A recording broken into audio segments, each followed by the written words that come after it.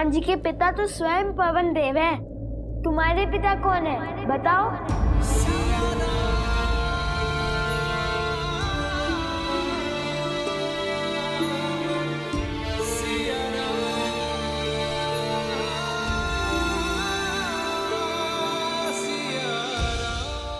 तो तुमने क्या उत्तर दिया?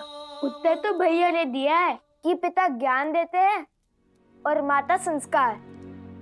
हमें तो दोनों ही माता से प्राप्त हुए हैं, तो हमारी माता ही पिता हुए। अब आप बताइए, यदि हमारी माता ही हमारे पिता है तो इसमें समस्या क्या है? हमें तो नहीं है। माता, हम उड़ तो नहीं पाए, पर वानरों के भांति वृक्ष पर चढ़कर नारियल अवश्य तोड़ लाए हम, है ना भैया? तो हुए ना हम श्री राम के सबसे बड़े भक्त।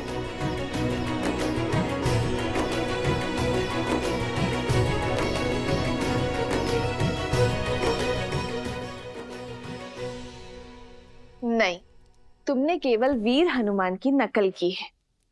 चलो बैठो।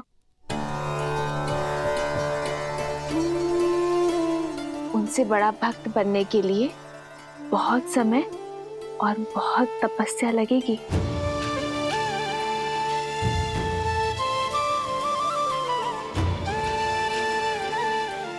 चलो भोजन करते हैं।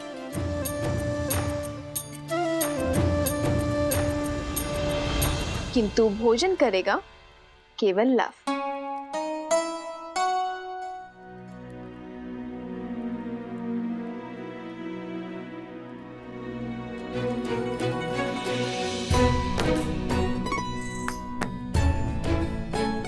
किंतु तुम्हारे दंड का क्या? तुम भोजन नहीं खा सकते। मैंने तो सिर्फ मुंह खोला था, किंतु ग्रास तो माता ने खिलाया है। दंड में मुंह खोलना अपराध थोड़ी ना है ना? है ना? है ना? है ना? मैंने क्षमा किया तुम दोनों को।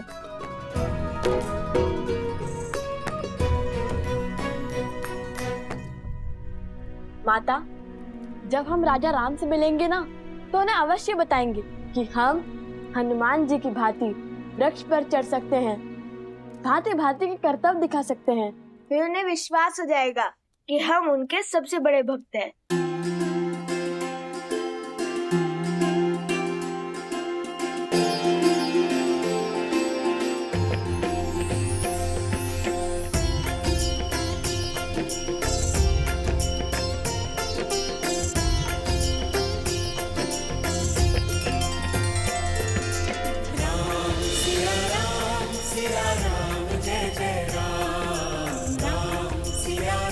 बस आस है तो उस दिन की जब ये आपसे मिलेंगे अपने पिता और आराध्या से। राजकुमार शत्रुघ्न की, राजकुमार शत्रुघ्न की, राजकुमार शत्रुघ्न की, राजकुमार शत्रुघ्न की, राजकुमार शत्रुघ्न की, राजकुमार शत्रुघ्न की, राजकुमार शत्रुघ्न की।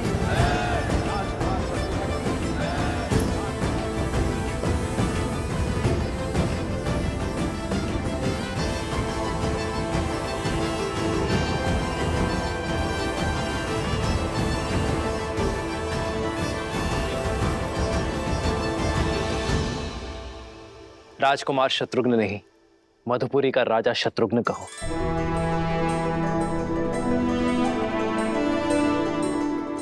मधुपुरी राज शत्रुघ्न की। शत्रुघ्न, तुमने लवनासुर का वध कर असुरी सोच के प्रसार पर विराम लगाया है।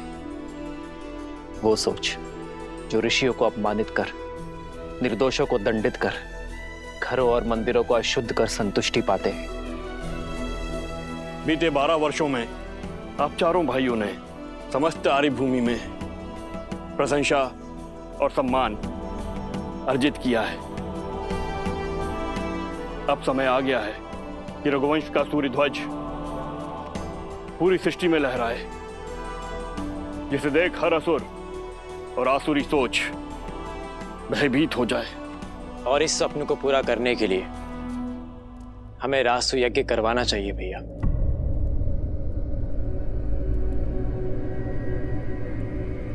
नहीं भरत,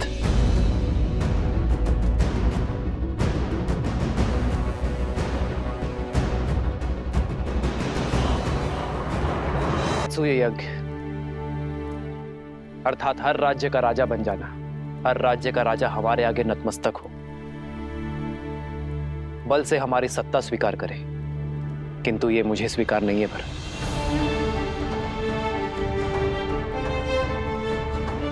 रामराज्य का लक्ष्य है कि हर कोई मन से स्वतंत्र अनुभव करे, मन से मुक्त अनुभव करे।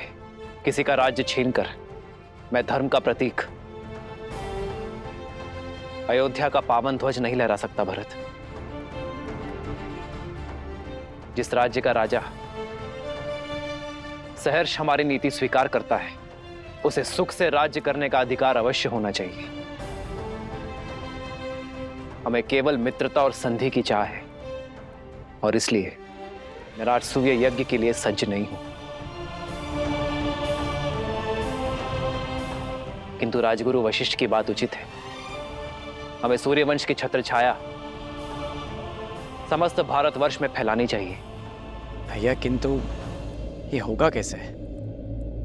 अश्वमेध यज्ञ से।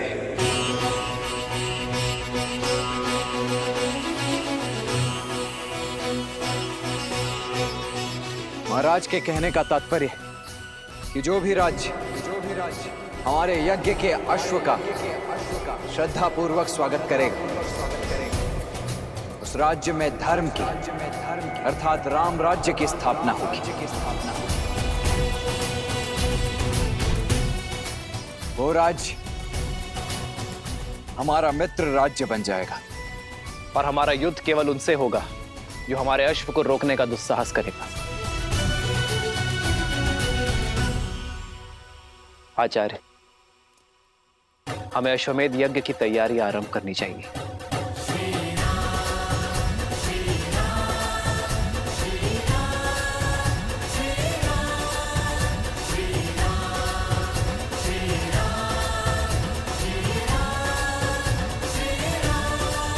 के अश्व का श्रद्धा पूर्वक स्वागत करेगा,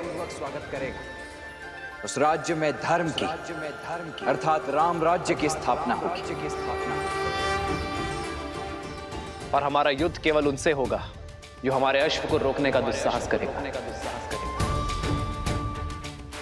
आचार्य, हमें अश्वमेध यज्ञ की तैयारी आरंभ करनी चाहिए।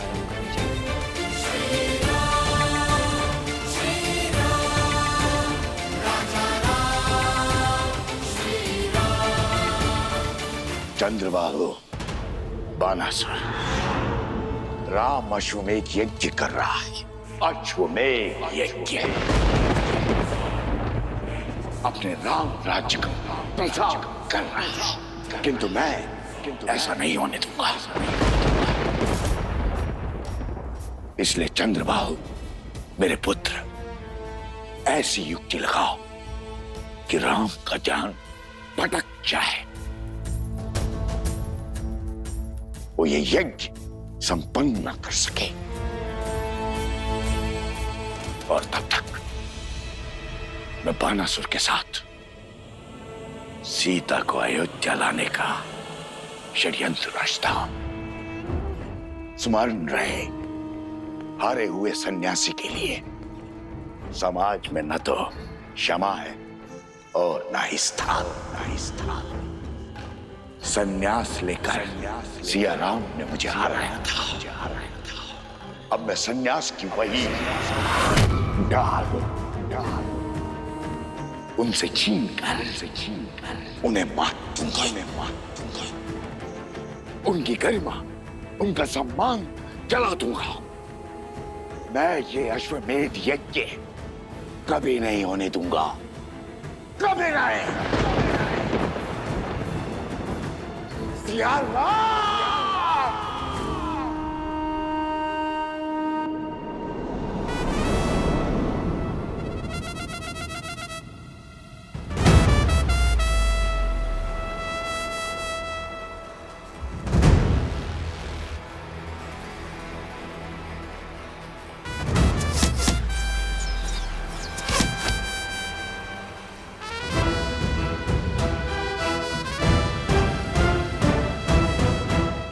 इसमें कौन सी बड़ी बात है लवकुश?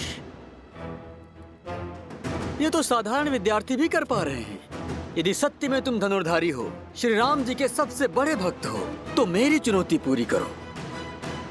फिर हम मानेंगे कि तुम उत्तम धनुर्धर और सच्चे राम भक्त हो। क्या है चुनौती? अभी बताता हूँ।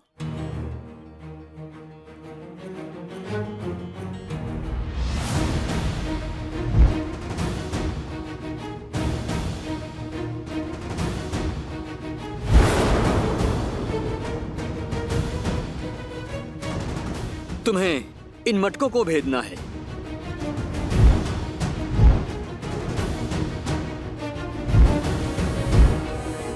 बोलो, भेद पाओगे इसे?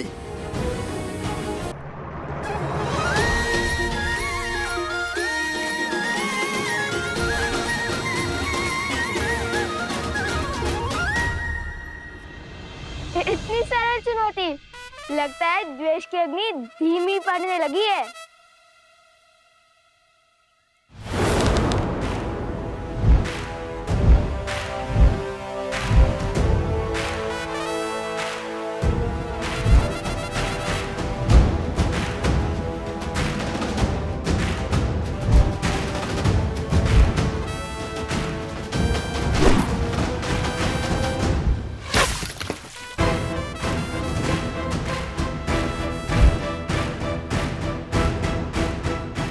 बस इतना ही सामर्थ्य है? बंधु, तुम बहुत अधीर हो, पूरी बात नहीं सुनते। चुनौती एक प्रहार से 3 मटकों को फोड़ने की है। स्मरण है ना राम भक्त, किष्किंधा में कैसे रामचंद्र जी ने एक साथ 7 वृक्ष भेदे थे।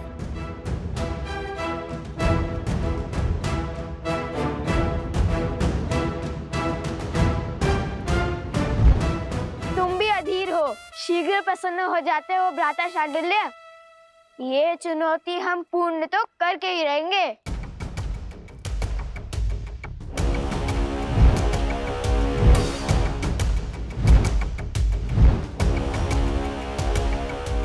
चाहिए भैया, भेज दीजिए। हाँ हाँ, भेज दीजिए मटके। वैसे ही जैसे प्रभु राम ने वो सारे वृक्ष भेदे थे। मैं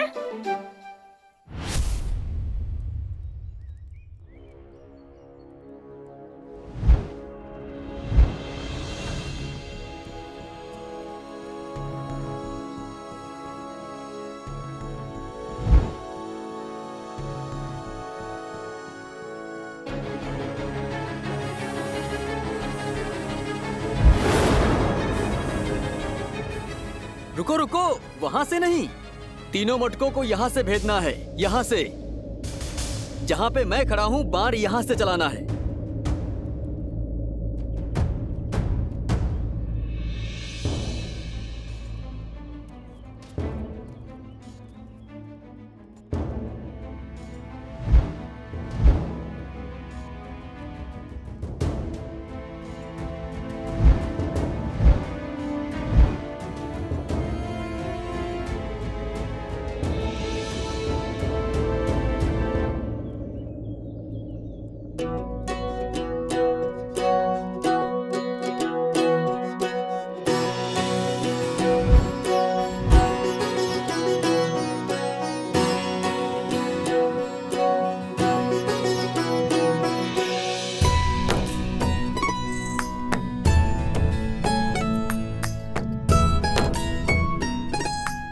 अब ये कहाँ चले?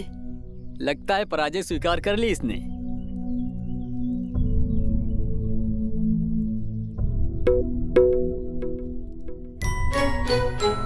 ओह, समझ गया।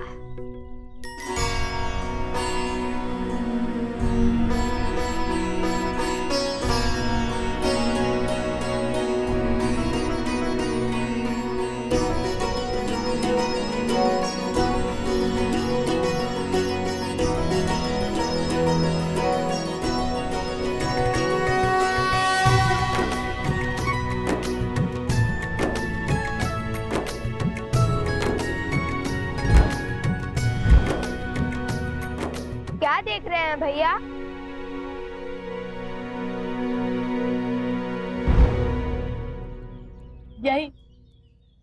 कि राम नाम से हर कठिन कार्य सरल हो जाता है। ध्यान से देखो,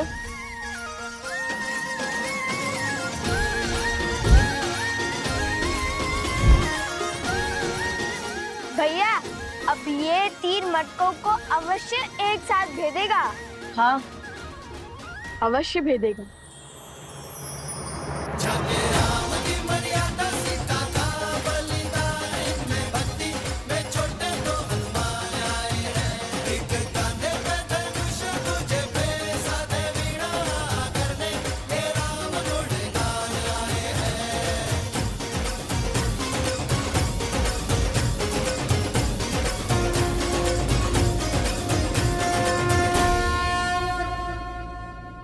हमारे मित्रों को हमारी राम भक्ति पर संदेह है।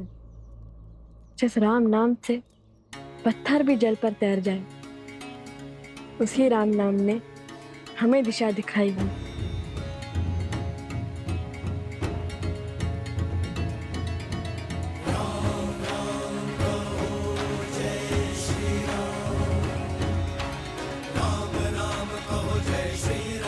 राम सर्वे हो रघुवर कहात तो हर दुविधा आसान होगी।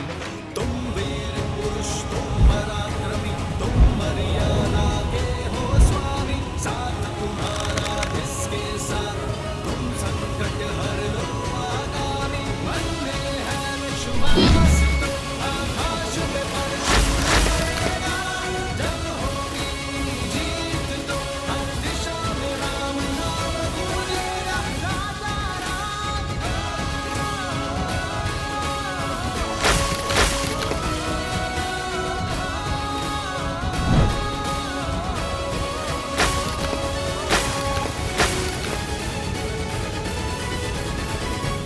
हे प्रभु,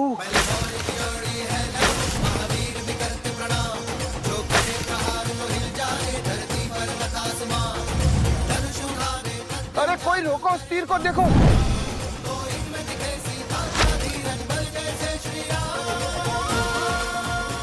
ये क्या हुआ भ्राता?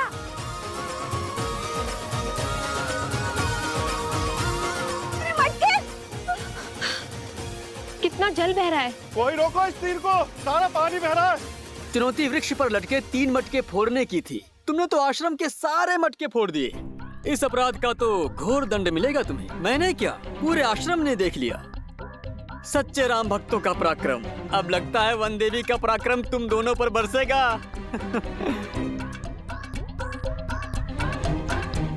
लव कुश, लो, आ गई तुम्हारी माता। अब आनंद आएगा। अब क्या उत्तर देंगे माता को?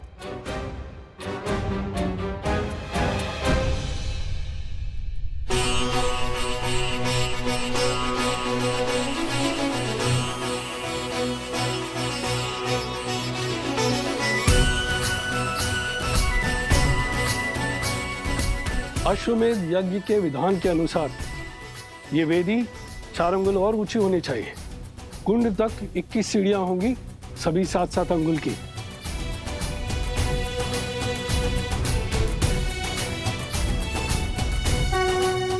प्रणाम ऋषिवर। कल्याण मस्तु ऋषिवर। आप सबका कोटि कोटि धन्यवाद ऋषिवर।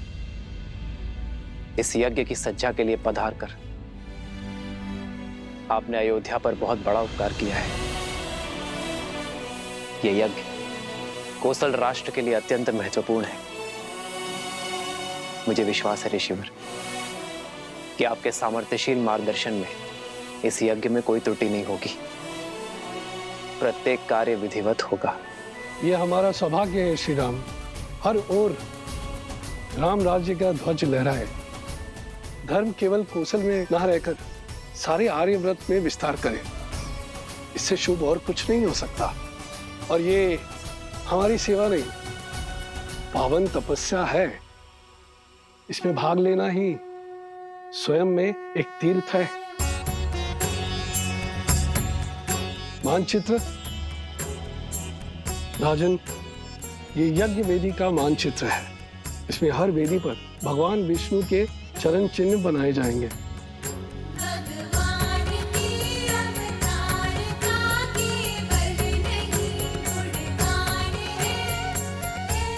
आइए।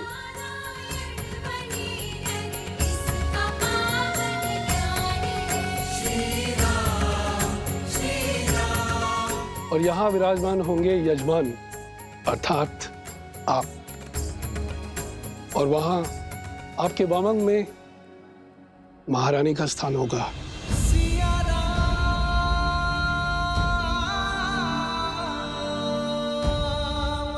वेदों के अनुसार यज्ञ में यजमान के सपत्नी सम्मिलित होना अनिवार्य है। बिना युगल आहुति के न यज्ञ पूर्ण होता है और ना ही उसका फल मिलता है। आपकी और महारानी की आहुति की शक्ति ही साम्राज्य में सुख और समृद्धि को बढ़ाएगी। राम सिया राम सिया राम।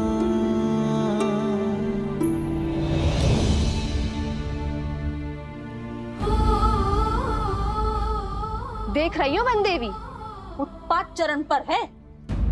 इन्होंने आश्रम के सारे मटके फोड़ दिए। इतनी दूर से जल लाए थे, सारा जल बह गया।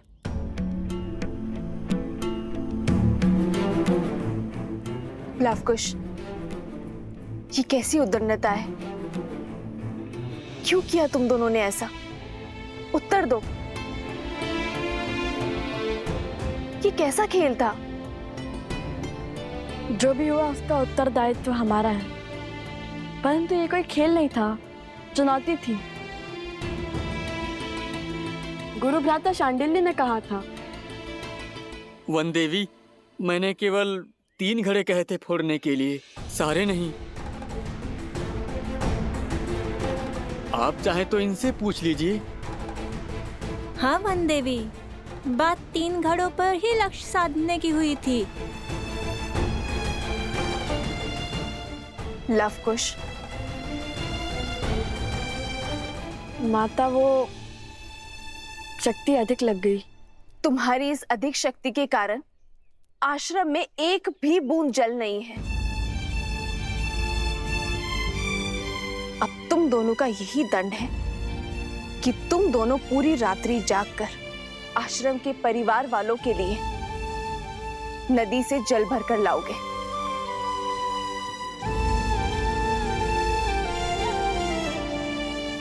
समझे? पर जल लाओगे किसमें?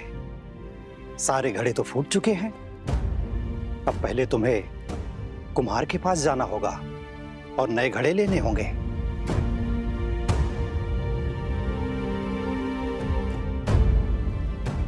जी माता।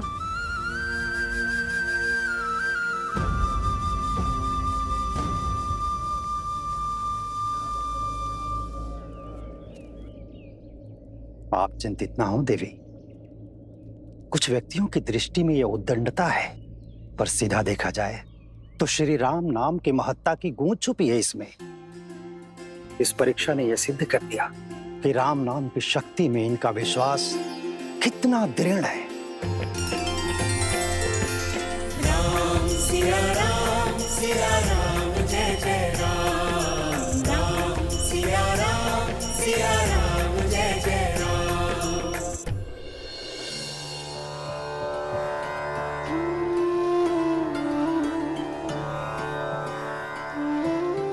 ये लो, ये भी ले जाओ। हम तो केवल 3 जीव हैं। इतने अनाज की आवश्यकता नहीं है हमें, इसे सब में बांट दो। और वैसे भी आश्रम पर जो संकट आया है उसके दोषी मेरी संतान ही तो है। किंतु ये कुमुदनी, ये कोई उपहार या उपकार नहीं है, मेरी क्षमा याचना है।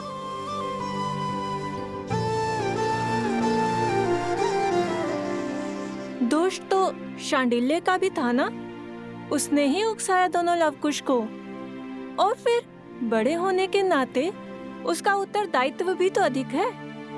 दंड केवल लवकुश को क्यों? शांडिल्य का दोष नहीं है, वो तो केवल अपने माता के वियोग से दुखी है। लव कुश को अपनी माता के साथ देखकर कहीं ना कहीं उसके मन में ईर्ष्या होती है, जो कदाचित उसे भी ज्ञात नहीं है। इसीलिए तो वो सदा उनके साथ स्पर्धा करता रहता है। ये लव कुश का कर्तव्य है कि वो शांडिल्य के दुख को समझे, उसे सहानुभूति दे और प्रेम से उसे अपना मित्र बनाए। एक बात कहूँ वन देवी, जितनी कठोरता के साथ आप लव कुश को जीवन का पाठ पढ़ाती हैं, वैसे कोई भी माता अपनी संतान को नहीं सिखाते। आप तो उन्हें ऐसे सज्ज कर रही हैं जैसे उन्हें कहीं का राजा बनना है।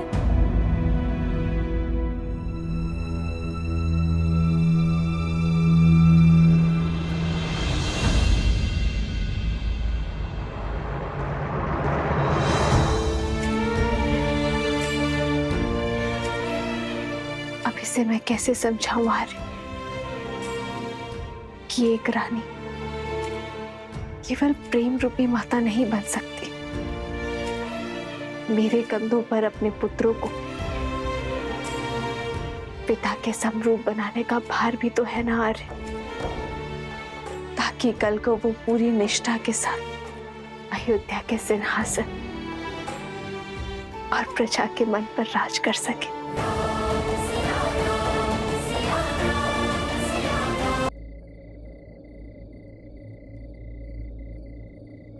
राम, आचार्य,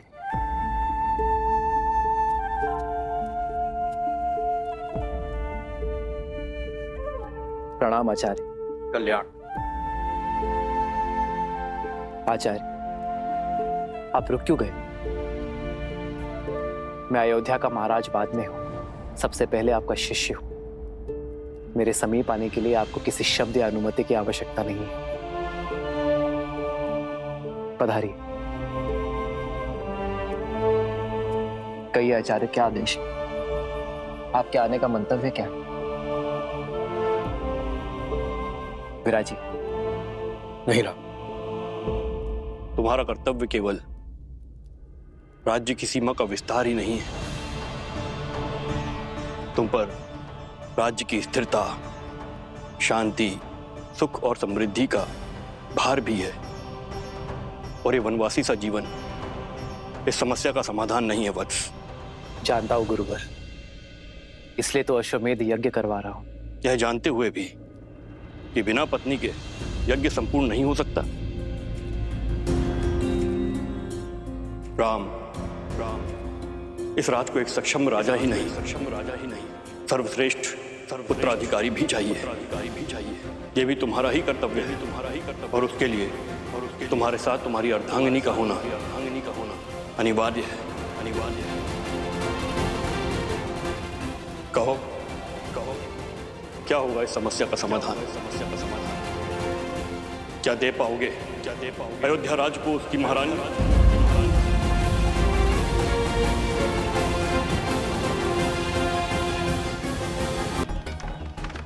कुम्हार जी, हमें इन सब के बदले में घड़े चाहिए। हाँ हाँ, शीघ्र दीजिए।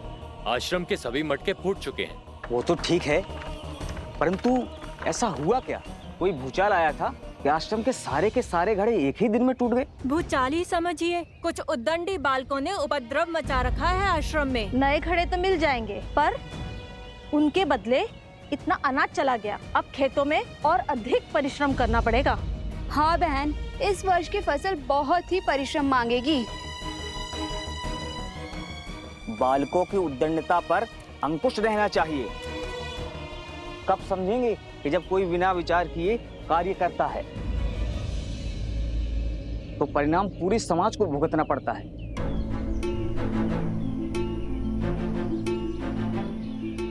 भूल हो गई, आश्रम की बड़ी हानि हो गई।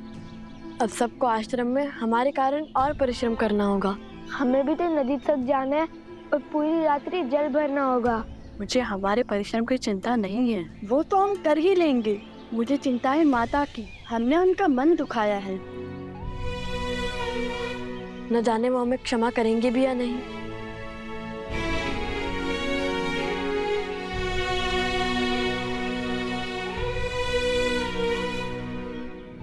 नन्हे बालक हैं, आश्रम के बाहर कैसे जाएंगे? उद्दंडता की है तो दंड तो भुगतना ही पड़ेगा। आश्रम की सीमा को लांघकर घनघोर जंगल में जाना पड़ेगा।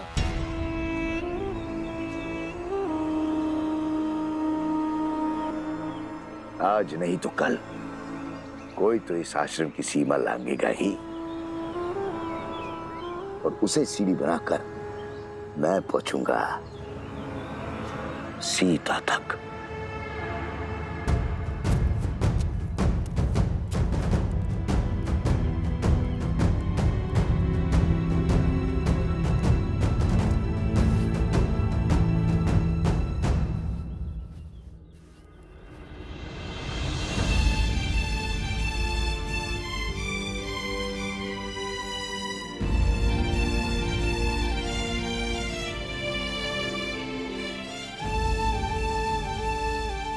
अब ऐसी भूल नहीं होगी माता।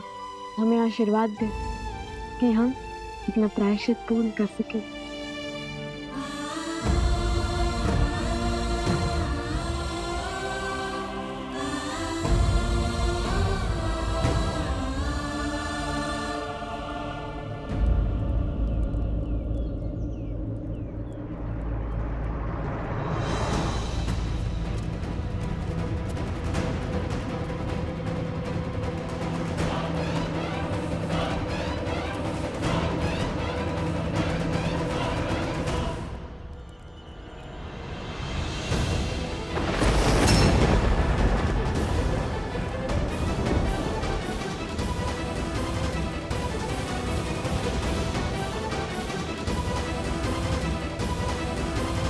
और राम की अद्भुत अद्भुत।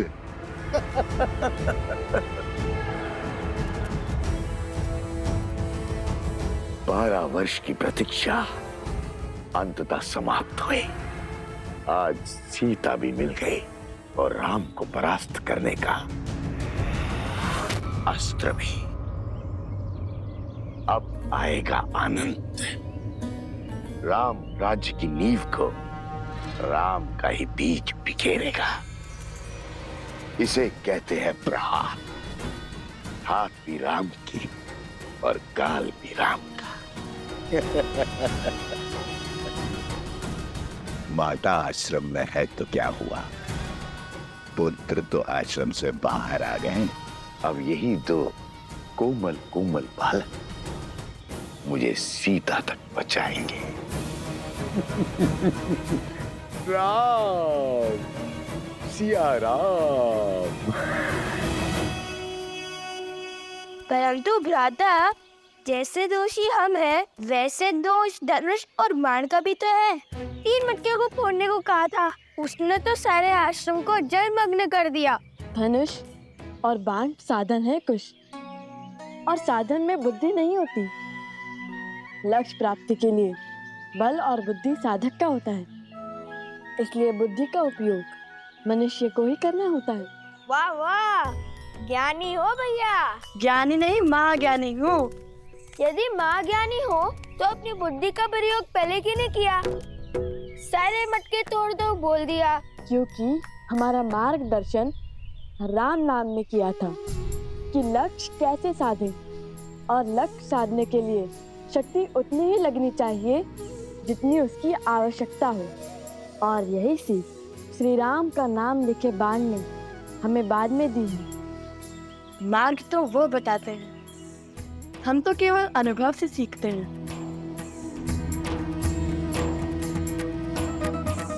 मैं भी अनुभव से बोल रहा हूँ भैया, भूल हो गई, अब नहीं बोलूंगा।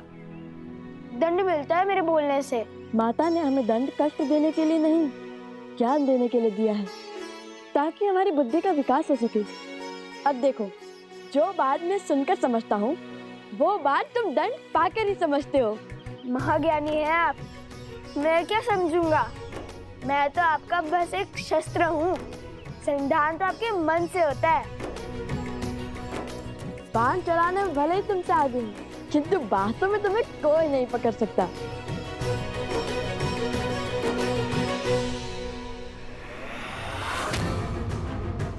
सीता तक पहुंचना है तो उसके पुत्रों को वश में करना होगा।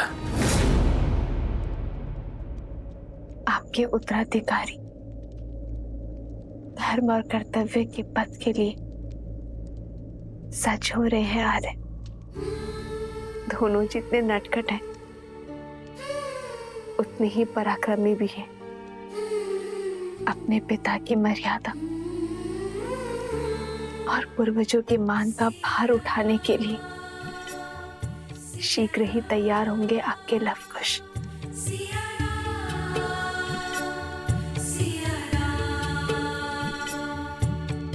दोनों एक हैं, बस यही सच है। राम लक्ष्य और राम ही पथ है। विरह की आग में जले सिया राम। एक है तन और एक है प्राण। इस रात को एक सक्षम राजा ही नहीं, सर्वश्रेष्ठ उत्तराधिकारी भी चाहिए। क्या दे पाओगे अयोध्या राज को उसकी महारानी? आपको तो भोजन खिला दिया है, किंतु हमारे दोनों पुत्र भूखे होंगे और कुश को तो बहुत अधिक भूख लगती है आर्य।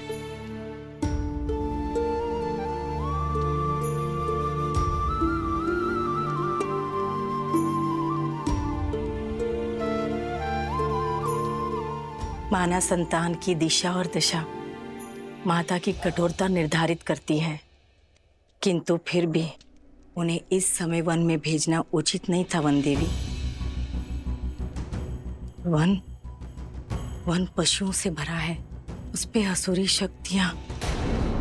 लवनासुर अवश्य मर चुका है, परंतु अभी भी असुरी शक्तियां आश्रम के चारों ओर मंडरा रही है, अवसर की प्रतीक्षा में।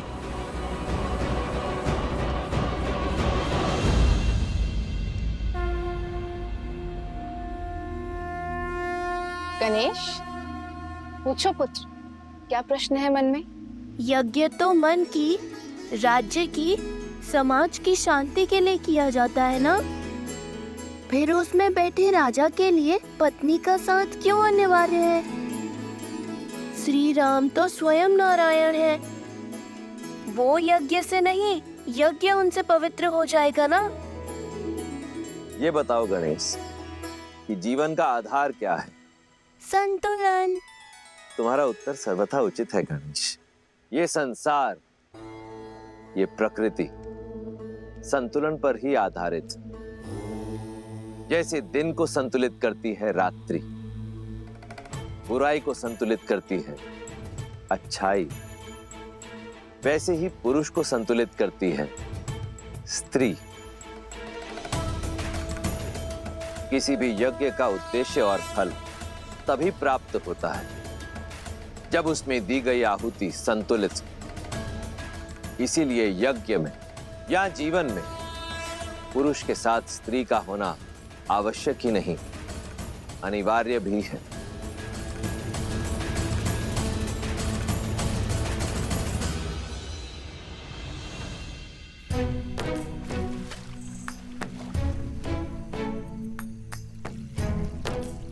ये क्या कर रहे हो कुश? छोटे से बड़े में क्यों डाल रहे हो? समय व्यर्थ कर रहे हो। समय व्यर्थ नहीं भैया, जल की मात्रा की गिनती का माप बना रहा हूँ। माप है तो सही, चट्टान, सिर, पाँव, मुंड। नया माप लाता, नया माप। नया माप का समय है और ना ही उसकी आवश्यकता। तुम समय व्यर्थ कर रहे हो। पात्र भरो, हम यहाँ दंड स्वरूप आए, जल क्रीड़ा करने नहीं। क्या भैया, दंड तो पूरा कर रहे हैं ना? अब ऐसा भी बंधन नहीं था कि दंड भोगते भोगते थोड़ा सा आनंद और अभ्यास भी ना किया जाए। अभ्यास ठीक है, परंतु आनंद करने में यदि समय व्यर्थ करोगे तो कैसे होगा? अभी हमें सरोवर से आश्रम के कितने चक्कर लगाने हैं। जब हम चक्कर लगाएंगे तब मैं अंतर मापने का नया तरीका खोजूंगा।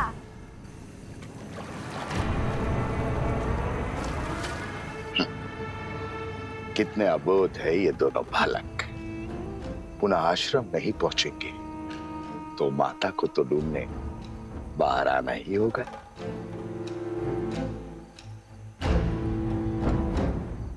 शीघ्र मिलते हैं बालकों।